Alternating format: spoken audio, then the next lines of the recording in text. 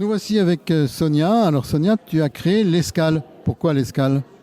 Eh bien l'escale parce qu'on fait une petite pause, on parle ensemble, on communique ensemble et puis ensuite on repart. Donc l'Escale Pro, c'est un forum avec pour objectif de pouvoir autant s'adresser aux demandeurs d'emploi, aux personnes qui sont en reconversion, à tous les gens qui ont un projet et en même temps aux entreprises et pouvoir ensuite communiquer entre elles. Alors concrètement, ça se passe comment ? Alors concrètement, c'est un forum. J'arrive là, je veux faire une reconversion. Et bien aujourd'hui, il y a tout le monde qui est là. Donc on a plusieurs choses qui sont proposées. On a la possibilité d'avoir un studio CV. Donc le studio CV, il permet de pouvoir tout simplement partir, donc grâce à l'IA, l'IA est quand même un outil super aujourd'hui, et donc grâce à l'IA, on peut se poser devant le micro, simplement raconter son parcours, et l'IA se charge ensuite de former ça sous un CV. On va avoir aussi donc tout un tas d'intervenants qui sont présents aujourd'hui. On a donc 28 intervenants, que ce soit des organismes de formation, des employeurs, des intérims, des conseillers, enfin bref, tout le panel pour vraiment pouvoir construire quelque chose en fonction de son besoin. Et l'idée, le petit plus, on va dire, de l'Escale Pro, c'est de proposer 2 applications, donc une application côté pro et une application côté public. Et l'idée de cette application-là, c'est vraiment de pouvoir venir accompagner et en même temps être un outil post-forum, donc garder contact, garder un petit peu les conseils aussi, comme qu'est-ce qu'on doit faire après le forum, comment relancer, etc. On a vu que c'était quand même, il y a beaucoup de métiers du bâtiment. Oui, alors on est quand même sur un secteur où le bâtiment est très représenté.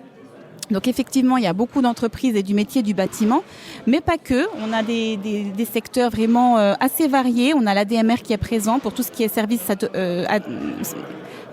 aide à domicile.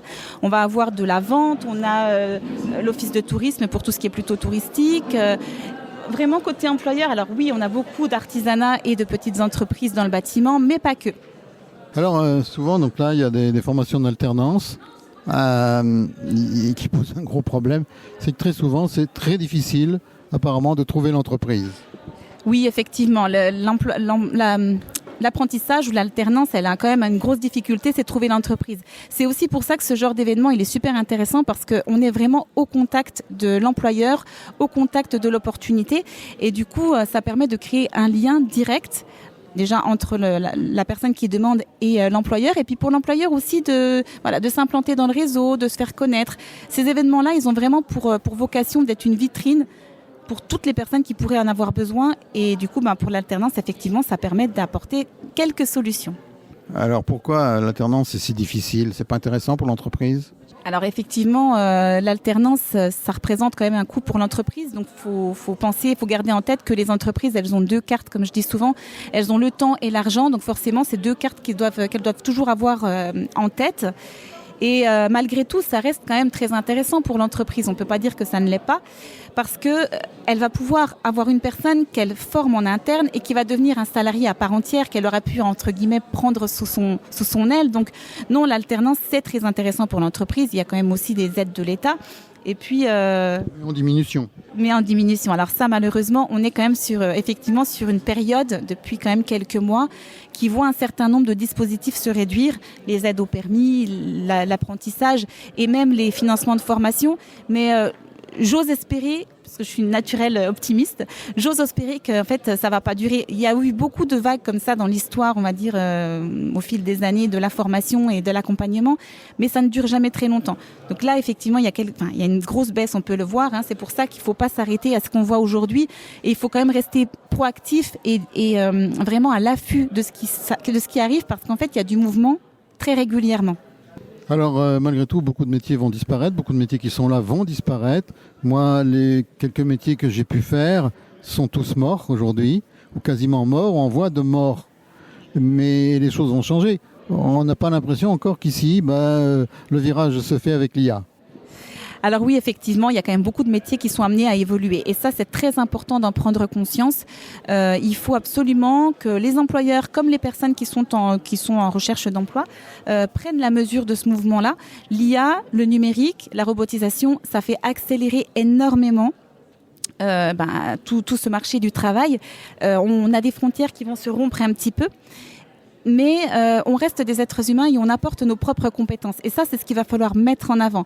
L'IA, aujourd'hui, on voit des entreprises qui sait exactement comment la replacer pour pouvoir aller justement bouger sur les tâches ingrates ou les tâches répétitives, pour pouvoir aller mieux utiliser les compétences humaines qui sont intouchables. Et c'est celle-là qu'il va falloir aller chercher. Donc en fait, le gros travail aujourd'hui des employeurs comme des personnes qui souhaitent s'orienter dans une ou l'autre des voies professionnelles, c'est de travailler sur ces compétences-là, mettre en avant les compétences qu'on a nous-mêmes déjà en nous, et puis adapter ces compétences à ces changements-là. C'est tout le but de l'atelier de cet après-midi, le tribunal des métiers, où on va pouvoir prendre un métier et puis un petit peu se faire l'avocat et la défense pour se dire il va disparaître ou il va pas disparaître. Eh bien non, la finalité c'est que certains métiers ne vont pas disparaître mais sont amenés à évoluer.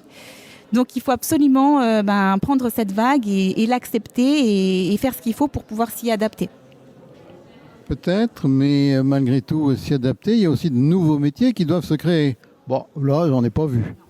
Effectivement, il y a aussi de nouveaux métiers qui doivent se créer. Alors, le propre des nouveaux métiers, c'est qu'ils n'existent pas encore, mais il y a des réflexions qui sont quand même menées par rapport à ça, par rapport à ces nouveaux métiers qui arrivent. Alors, c'est plus au niveau, plus haut en interne, au niveau de la région, sur les nouveaux dispositifs qui vont arriver. Néanmoins, ce que je voudrais quand même mettre en avant, c'est que justement, par rapport à ce mouvement-là et ce mouvement, que ce soit l'IA et que ce soit les nouveaux métiers émergents, il est très important que les entreprises et tous les acteurs de terrain prennent la mesure et proposent des projections, ou en tout cas une première vision de l'avenir. Parce qu'en fait, s'il n'y a pas ce mouvement-là local, et c'est vrai qu'il est il a du mal à se mettre en place, mais si ce mouvement ne se met pas, on va se retrouver confronté au pied du mur. Donc je vous donne un chiffre que j'ai entendu, par exemple, alors qui est un peu en parallèle, mais qui vient en complément, que j'ai entendu dans une conférence récemment. On attend pour 2027 85 000 postes de recrutement dus à un énorme départ à la retraite de toute une génération, uniquement dans le Grand Est, uniquement dans l'industrie. Donc c'est vous dire qu'il y a quand même un grand champ d'action qui arrive pour 2027, mais sur lequel on ne voit pas beaucoup de mouvement en fait. Donc que ce soit sur le numérique ou que ce soit sur les départs en retraite, je pense qu'il y a un moment où il va vraiment falloir se poser localement pour se rendre compte que le marché du travail, la personne qui travaille et les entreprises doivent évoluer et de manière plutôt conjointe pour s'assurer d'avoir quelque chose quand même qui fonctionne bien sur le terrain. Voilà, nous par exemple nous préparons une brochure, mais c'est Claude qui va s'en charger, ça va être beaucoup plus simple. Et puis l'animateur radio n'existe plus puisqu'on va pouvoir maintenant le remplacer comme on vient de faire à Couleur 3, la radio nationale suisse qui pendant 24 heures a supprimé ses animateurs et les animateurs s'écoutaient, donc ils ont trouvé ça sympa, mais on croirait que ce sont des journalistes de TF1 qui regardent le foot parce que c'est M6 qui a le marché. Là, c'est différent, mais donc ils sont condamnés à regarder et écouter les commentateurs d'M6. C'est pas sympa. Dans tous les cas, bonne chance à l'escale et puis que ce ne soit pas qu'une escale. Alors oui, c'est vraiment le but. Pour moi, le projet, c'est qu'il soit amené à se répéter. Les escales, on peut en faire souvent. C'est le propre de l'escale et il faut que, comme le slogan le dit, vous faites escale pour repartir plus loin. Et du coup, l'objectif, c'est aussi que l'escale, elle s'arrête un peu partout. Donc pourquoi pas, elle peut avoir vocation à être exportée. Mais il faut simplement, je trouve, pouvoir se poser, discuter ensemble, échanger entre professionnels et avec le public et on arrivera à construire quelque chose ensemble. Merci, à bientôt. Merci à vous, à bientôt.